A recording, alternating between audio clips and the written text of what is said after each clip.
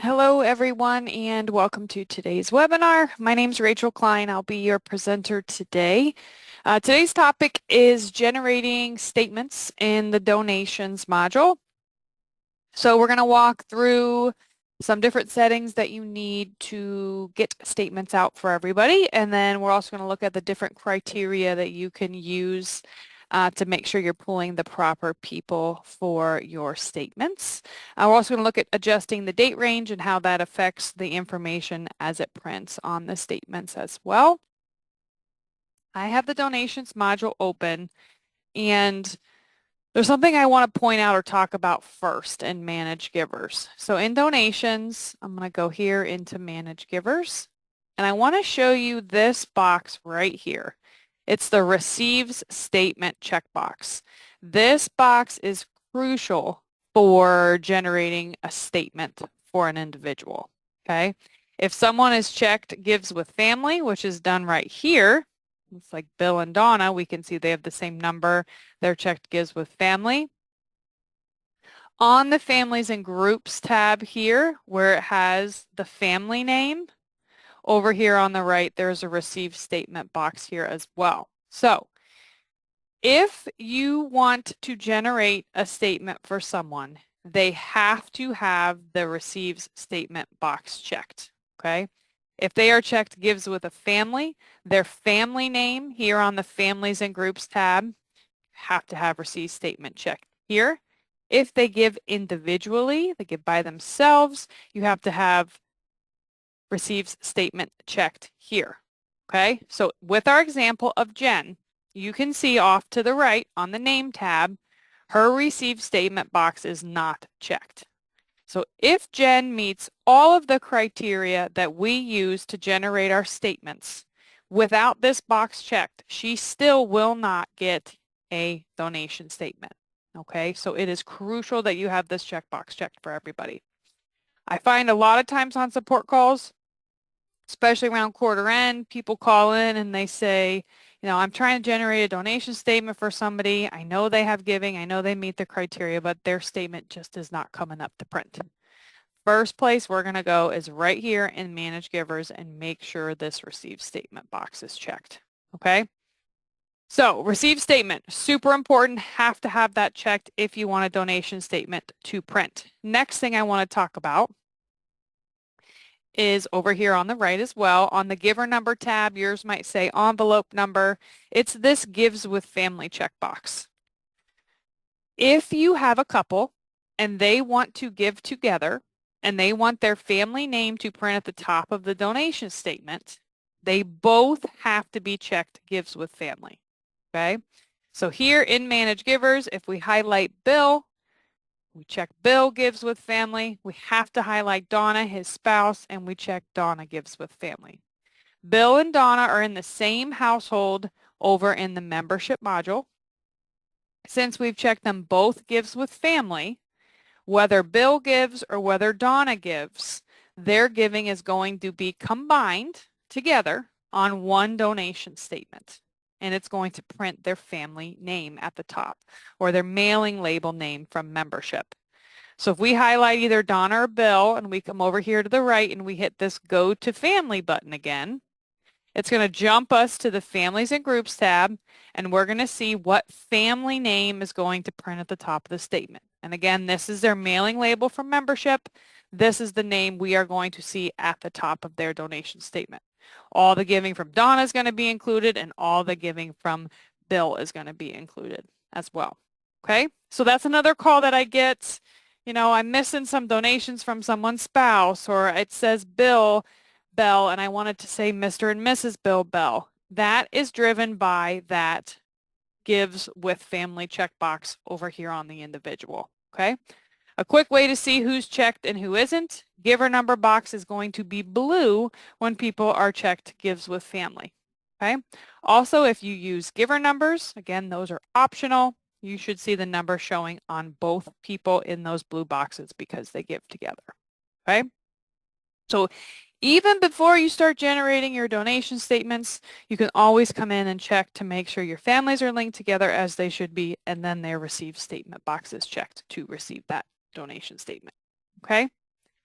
All right, so that's just my little spiel before we get started here. Let me close out of Manage Givers. And we're going to open up donation statement. You can get to it either here in this little shortcuts box, or you can come up to reports and export and click donation statement here. Both are going to get you to the same screen. Now, this screen by default, so if I just come in here and I hit next and I don't change anything back on step 1, the people I see here are going to have giving within 2025. That is the default criteria when you come in here and you generate donation statements, okay?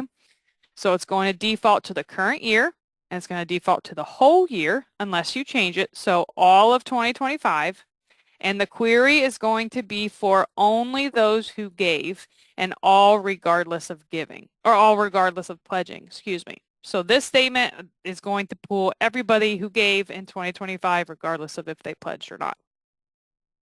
That's the default criteria. If you are good with that criteria and that is who you need donation statements for, you don't need to change a single thing on the Query Builder tab or a single thing on the Accounts tab. You can, however, go to the Sort tab and you can specify the order that you want your donation statements to print out in. That's either going to be giver number order, alpha order, or zip code. Okay? Now, sometimes people have different criteria that they want to see or appear for the people that are going to get a donation statement.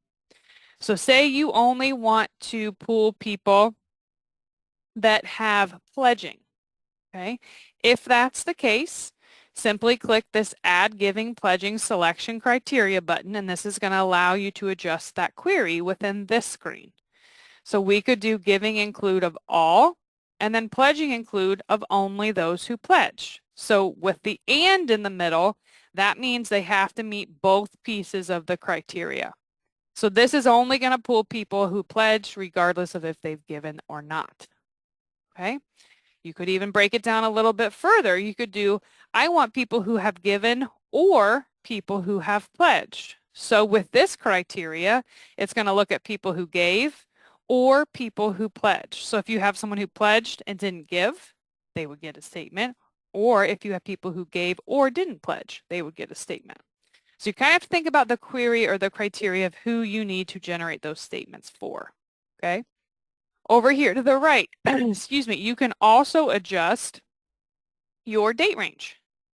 A lot of times people just like to run it for the whole year, and they run it right after they put in their last quarter's donation. So run it on, January 30, or I'm sorry, March 31st, and that's going to get you all of your first quarter giving. But your donation date, you can run for the whole year if you want to. Or you can adjust it and only do it through March. Again, it's up to you. Now, if you are a pledging church and you have annual pledgers, you're going to need to run your date range for the whole year, okay? Because annual pledgers have until the last day of the year to meet their pledge. Now, if you use flat or weekly or biweekly or monthly, whatever it might be, you can adjust your date range and run it just through the first quarter if you wish, and then that's going to calculate out those people's pledges just through the first quarter. Again, come in here and play with the different criteria, see what you want, what you need, and how you want that information to appear on the donation statement. There's really no right or wrong answer as long as you're displaying the information the way you want to, okay?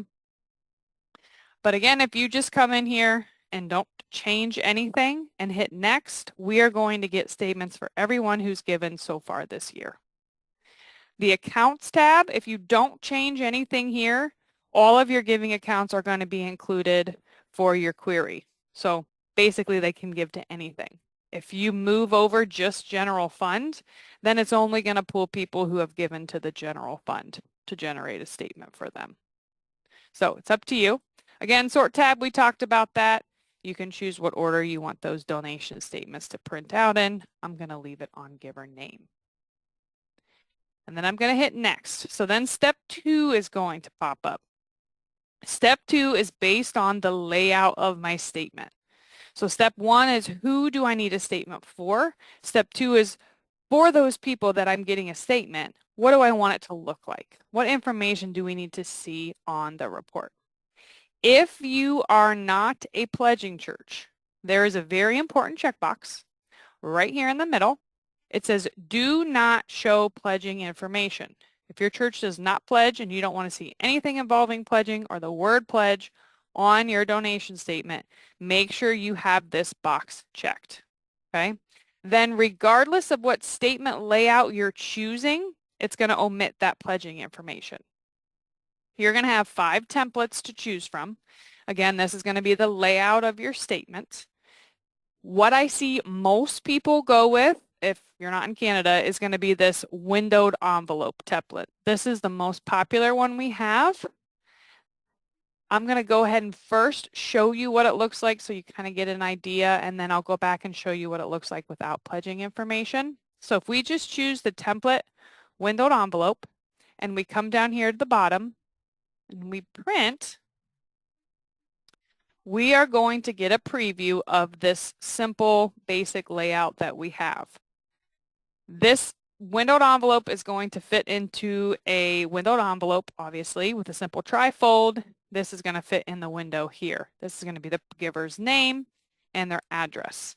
Up here at the top, if you use giver numbers, that will be displayed.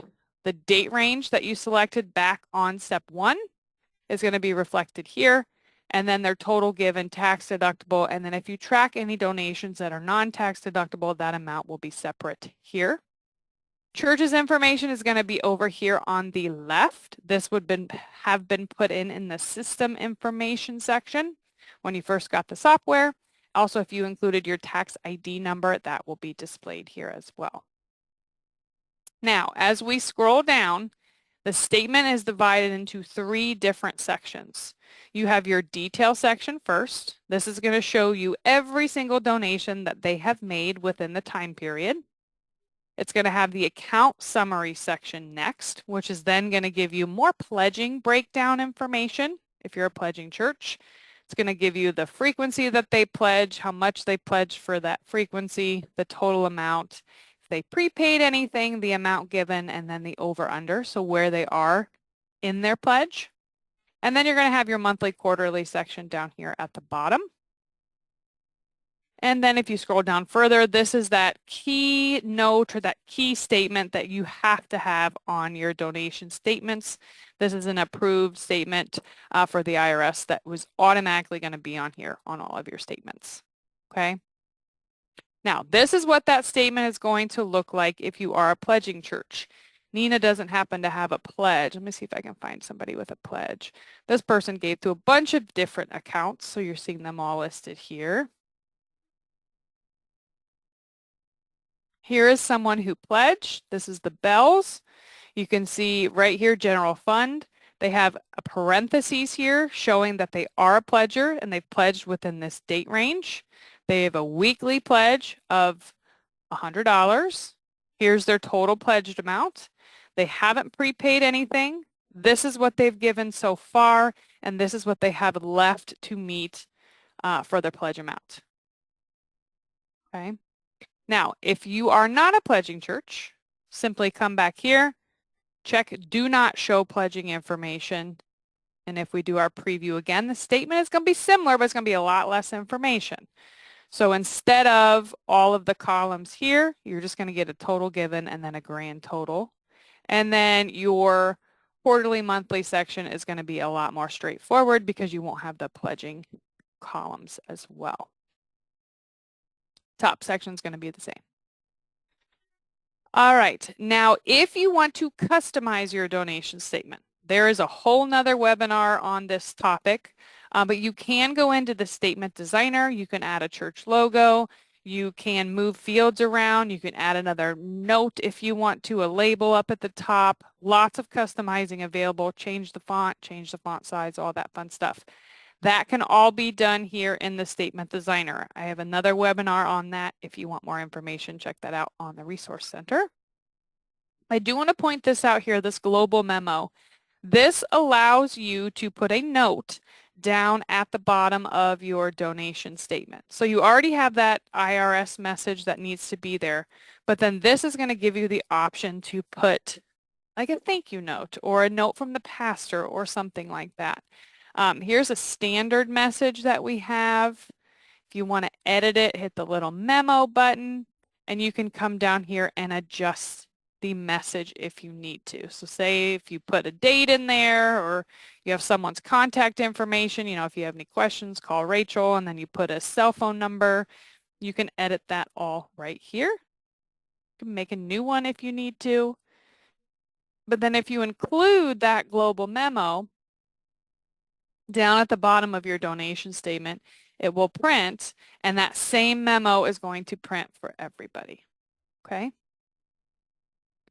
You also have a couple other options here. Warn if the statement spans more than one page. Just an option if you're printing and you need to know if it goes over one page. Do not show separate tax deductibility detail sections. When you print your statement, it is going to have a tax deductible section and a non-tax deductible section. If you don't like that breakdown, you can definitely check that box to remove that. Account summary sort. If you would like to change the order that the accounts print in the account summary section, you can do that here. You also have the ability over here to the right to adjust some date ranges. So say we're really only worried about in the quarterly section, just the first quarter. If you didn't want to see anything else, you could simply come in here and uncheck those. And then that is going to change how the quarterly section appears down at the bottom of the report. Instead of seeing the whole year, it's going to give you just the first quarter. Okay. Up here at the top, you have giving, pledging date ranges. If you want to change the date range for the giving and the pledging on the report itself, you can change the date here. I'll be honest with you, I rarely ever take anybody in here. So unless you have some specific date needs, I would honestly skip right over this tab. Organization information, this is going to default to your church organization from system information. But if you need to print donation statements, say your church merged with another church this year and you need a different church's organization information at the top, you could create something new here. If you want to email your donation statements, which is becoming very popular, you can put your email server information into Church Windows, and Church Windows will use your email address to send out the donation statements. We have lots of information on this on our website. But before you set this up, you do need to know your email provider and their specific server information. Again, if you need help, it's out on the website, lots of videos and documents there. Give us a call. If you find that you want to relabel the name of a field, so say you don't like the word pledged and you want to use estimate of giving, you could click in here and backspace out the word and then change it to something different if you wish. You also have some other options over here to customize. If you want to print a campaign name, if you're a pledging church, instead of the account name, you can. If you want to include someone's title, print their first name instead of their nickname, or include a middle name, you can do those things here. Okay. Something else to consider down at the bottom, everyone who meets the criteria from step 1 is going to show here. But if you want to go through and uncheck people, you certainly can. You also have an uncheck print for all and a check print for all, or you can specify you want to email and uncheck the print. Lots of different combinations down here you can do as well. If you want to print labels for these people, you shouldn't have to if you use a windowed envelope and you have windowed envelopes to use. But if you do want to print labels, there is an option over here. Simply hit print labels and choose your label size and layout that you want. And then you can print this off to a sheet of labels if you want to as well. So we're going to do Avery 5160 template and start position 1. There's some other settings here you can specify. But we'll hit print, and then that's going to generate us a nice sheet of labels with the givers' names on them as well to print.